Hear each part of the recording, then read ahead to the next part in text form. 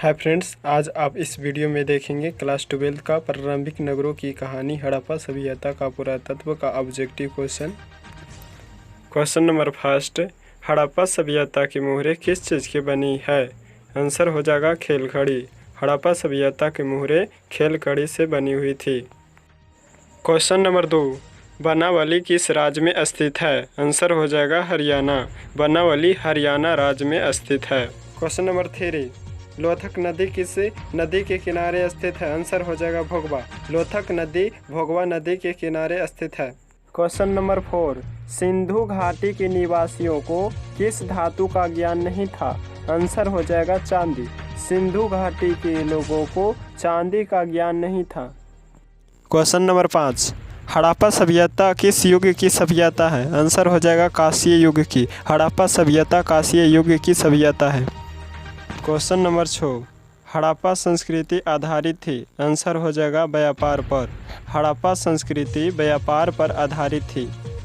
Question number 7, Harappa सभ्यता के लोग उपासना करते थे? आंसर हो जाएगा मातृ देवी की। हड़प्पा सभ्यता के लोग मातृ देवी की उपासना करते थे। क्वेश्चन नंबर 8, हड़प्पा सभ्यता का स्वरूप क्या है? आंसर हो जाएगा शहरी सभ्यता। हड़प्पा सभ्यता का स्वरूप शहरी सभ्यता है। क्वेश्चन नंबर 9, हड़प्पा सभ्यता का सबसे बड़ा नगर कौन है? आंसर हो जाएगा मोहनजोदाड़ो। हड़प्पा सभ्यता का सबसे बड़ा नगर मोहनजोदाड़ो था। क्वेश्चन नंबर 10, हड़प्पा सभ्यता की सर्वप्रथम खोज की थी? आंसर हो जाएगा दयाराम साहनी। हड़प्पा सभ्यता की सर्वप्रथम खोज दयाराम साहनी ने की थी। क्वेश्चन नंबर 11, हड़प्पा किस नदी के किनारे स्थित है? आंसर हो जाएगा रावी। हड़प्पा रावी नदी के किनारे स्थित है। क्वेश्चन नंबर 12, हड़प्पा सभ्यता की सबसे महत्वपूर्ण विशेषता थी? आंसर हो जाएगा नगर योजना व वास्तुकला। हड़प्पा सभ्यता की सबसे महत्वपूर्ण विशेषता नगर योजना और वास्तुकला थी। क्वेश्चन नंबर 13, हड़प्पा सभ्यता का प्रशासन था? आंसर हो जाएगा नगर पालिका। हड़प्पा सभ्यता का प्रशासन नगर पालिका था। क्वेश्चन नंबर 14, हड़प्पा सभ्यता के पतन के क्या कारण थे? तो हड़प्पा सभ्यता के पतन होने का 3 कारण था। पहला विदेशी आक्रमण, दूसरा प्राकृतिक कारण और तीसरा मानवीय कारण था। क्वेश्चन नंबर 15, हड़प्पा सभ्यता के स्थल से स्त्री के गर्भ से पौधा निकलता दिखता है?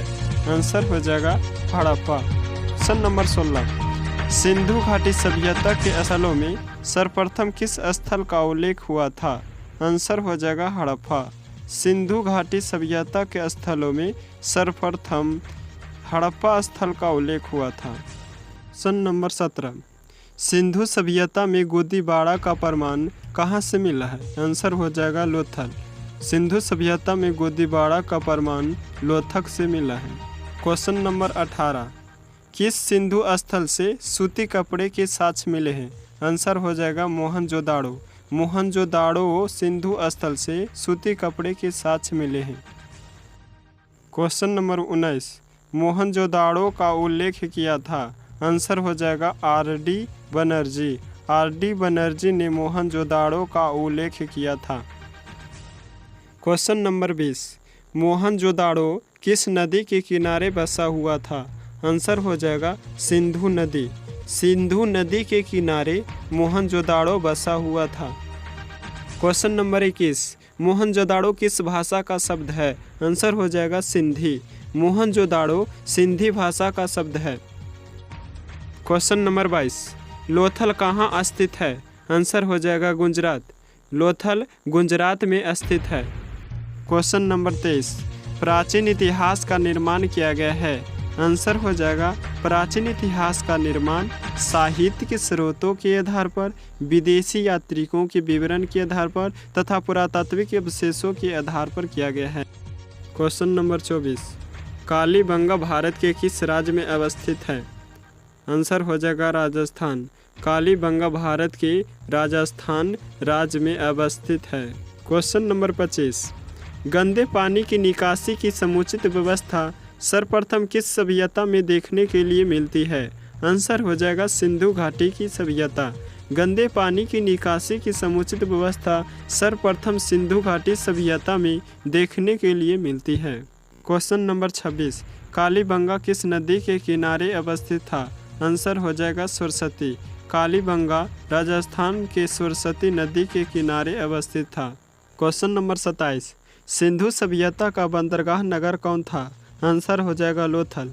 सिंधु सभ्यता का बंदरगाह नगर लोथल था। क्वेश्चन नंबर 28, सिंधु सभ्यता में नर्तकी की मूर्ति कहाँ से मिली है? आंसर हो जाएगा मोहनजोदाड़ो। सिंधु सभ्यता में नर्तकी की मूर्ति मोहनजोदाड़ो से मिली है। क्वेश्चन नंबर 29, सिंधु सभ्यता का किस देश के साथ व्यापारिक संबंध नहीं था? आंसर हो जाएगा चीन। सिंधु सभ्यता का चीन से कोई व्यापारिक संबंध नहीं था। क्वेश्चन नंबर 30, सिंधु वासियों के प्रमुख देवता कौन थे? आंसर हो जाएगा पशुपति महादेव। सिंधु वासियों के प्रमुख देवता पशुपति महादेव थे।